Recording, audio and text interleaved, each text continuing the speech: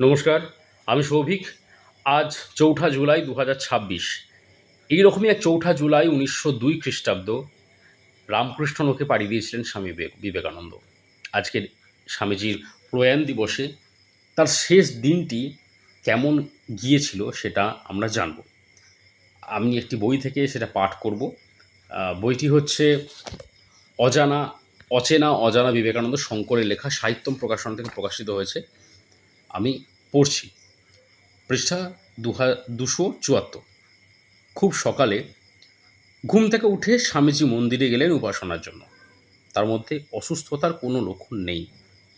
ব্রেকফাস্টের সময় সকলের সঙ্গে বেশ হাসি ঠাট্টা হলো। যেমন গরম দুধ ফলাদি খান সেরূপ খেলেন ও স্বামী প্রেমানন্দকে খাওয়ার জন্য কত আগ্রহ করলেন। চা কফি যেমন খেয়ে থাকেন তাই খেলেন। গঙ্গার একটি ইলিশ মাছ এবছরই প্রথম কেনা হলো। তার দাম নিয়ে স্বামী প্রেমানন্দের সঙ্গে কত রহস্য হলো। একজন বাঙালকে বললেন, তোরা নতুন ইলিশ পেলে নাকি পুজো করিস? কী দিয়ে পুজো করতে হয় কর। প্রভাতী ভ্রমণ। বেড়াতে বেড়াতে স্বামী প্রেমানন্দকে বললেন, আমায় কেন নকল করবি? ঠাকুর নকল করতে বারণ করতেন। আমার মতন উড়নচণ্ডী হবে না। সকাল 8:30। প্রেমানন্দকে বললেন, আমার আসন ঠাকুরের শয়ন ঘরের চারিদিকে, দরজা বন্ধ করে দে। ঠাকুর ঘরে স্বামীজির ধ্যান শুরু। সকাল 11টা। ধ্যান ভঙ্গ। স্বামীজি গুনগুন করে গাইলেন, মা কি আমার কালো, কালো রূপা এলোকেশী হৃদি পদ্মে করে আলো। ধ্যানান্তে স্বামীজি নিজের হাতে ঠাকুরের বিছানা ঝেড়ে দিলেন। সকাল 11:30। নিজের ঘরে একলা না খেয়ে সকলের সঙ্গে একত্রে মধ্যাহ্নভোজন।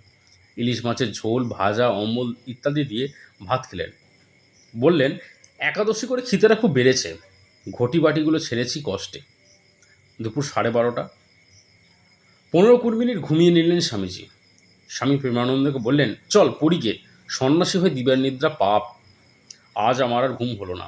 একটু ধ্যান করে মাথাটা খুব ধরেছে, ব্রেন উইক হয়ে গেছে দেখছি। অপরাহ্ন 1টা থেকে 4টে। অন্য দিনের তুলনায় ঘণ্টা দেড়েক আগে লাইব্রেরি ঘরে সাধু ব্রহ্মচারীদের ক্লাস নিলেন স্বামীজি। তার পড়ানোর বিষয় পাণিনির ব্যাকরণ। ক্লাস নেওয়ার পর স্বামীজি একটু ক্লান্ত হয়ে পড়লেন। বিকেল 4টে। 1 কাপ গরম দুধ খেয়ে বেড়াতে বেরোলেন। স্বামী প্রেমানন্দকে সঙ্গী করে বেলুড় বাজার পর্যন্ত গেলেন। প্রায় 2 মাইল ভ্রমণ। ইদানিং এতটা যেতেন না। বিকেল 5টা। স্বামীজি মঠে ফিরলেন। আম গাছের তলায় বেঞ্চে বসে বললেন, আজ শরীরটা যেমন সুস্থ এমন অনেক দিন বোধ করি না। তামাক খেয়ে পায়খানা থেকে এসে বললেন, আমার শরীর আজ খুব ভালো আছেন। স্বামী রামকৃষ্ণানন্দের পিতৃদেব শ্রী ঈশ্বরচন্দ্র চক্রবর্তীর সঙ্গে কিছু কথা বললেন। সন্ধ্যা 6:30। কয়েকজন সন্ন্যাসী চা খাচ্ছিলেন। স্বামীজি নিজে 1 কাপ চা চাইলেন। সন্ধ্যে 7টা। সন্ধ্যারতির ঘণ্টা বাজতেই স্বামীজি নিজের ঘরে চলে গেলেন। সঙ্গে বাঙাল বোজেন্দ্র। আমাকে 2 ছড়া মালা দিয়ে যা, বাইরে থেকে জপ ধ্যান কর, না ডাকলে আসবি না। স্বামীজি জপে বসলেন দক্ষিণেশ্বরের দিকে মুখ করে। সন্ধ্যা 7:45। স্বামীজি ব্রজেন্দ্রকে বললেন, গরম বোধ হচ্ছে, জানলা খুলে দাও। মেঝের বিছানায় স্বামী বিবেকানন্দ শুয়ে পড়লেন, হাতে জপমালা।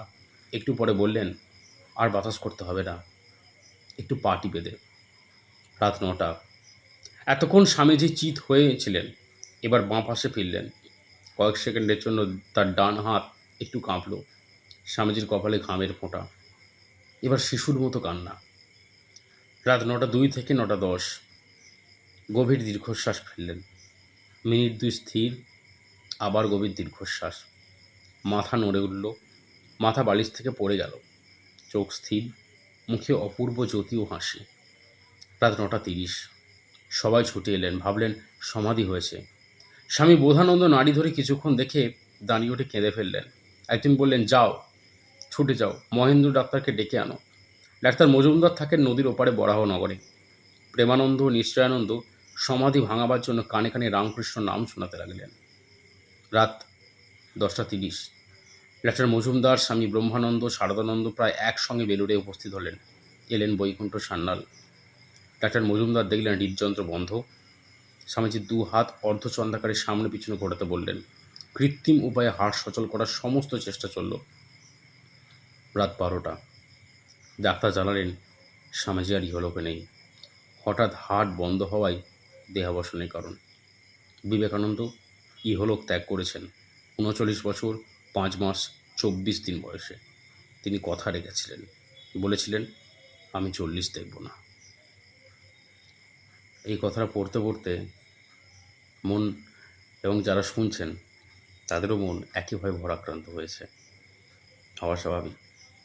আজকে স্বামীজির প্রয়াণ দিবসে আমরা স্বামীজিকে স্মরণ করছি। যদি এবার বইটাকে রেখে দিচ্ছি, এই বইটা হচ্ছে এই বই, হয়তো উল্টো আসছে কিনা জানি না আমি, অচেনা অজানা বিবেকানন্দ শঙ্করের লেখা। খুব ভালো বই, খুব সহজে লেখা। আপনি যদি না পড়ে থাকেন, পড়বেন, ভালো লাগবে।